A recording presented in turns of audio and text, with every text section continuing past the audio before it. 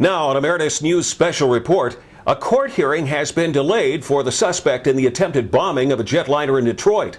Umar Farouk Abdul-Muttalib was scheduled for a court appearance in Detroit, but that has been delayed until at least January 8th, perhaps even later, as Department of Justice officials decide how to handle this latest case.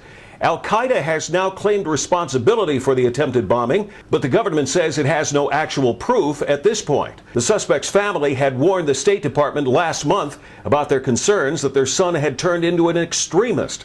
The suspect was on a watch list, but not a terrorist no-fly list. During a news conference at a Marine base in Hawaii Monday, President Barack Obama vowed to get to the bottom of the security failure and keep up pressure on the terrorists. This was a serious reminder of the dangers that we face and the nature of those who threaten our homeland. Had the suspect succeeded in bringing down that plane, it could have killed nearly 300 passengers and crew. Innocent civilians preparing to celebrate the holidays with their families and friends. The American people should be assured that we are doing everything in our power to keep you and your family safe and secure during this busy holiday season. Since I was first notified of this incident, I've ordered the following actions to be taken to protect the American people and to secure air travel. First, I directed that we take immediate steps to ensure the safety of the traveling public. We made sure that all flights still in the air were secure and could land safely. We immediately enhanced screening and security procedures for all flights, domestic and international. We added federal air marshals to flights entering and leaving the United States, and we're working closely in this country, federal, state, and local law enforcement with our international partners. Second, I've ordered two important reviews because it's absolutely critical that we learn from this incident and take the necessary measures to prevent future acts of terrorism. The first review involves our watch list system, which our government has had in place for many years to identify known and suspected terrorists so that we can prevent their entry into the United States. Apparently, the suspect in the Christmas incident was in this system, but not on a watch list such as the so-called no-fly list. So I have ordered a thorough review, not only of how information related to the subject was handled, but of the overall watch list system and how it can be strengthened. The second review will examine all screening policies, technologies, and procedures related to air travel.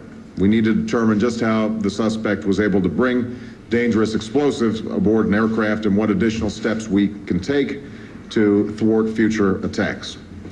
Third, I've directed my national security team to keep up the pressure on those who would attack our country. We do not yet have all the answers about this latest attempt, but those who would slaughter innocent men, women, and children must know that the United States will do more than simply strengthen our defenses.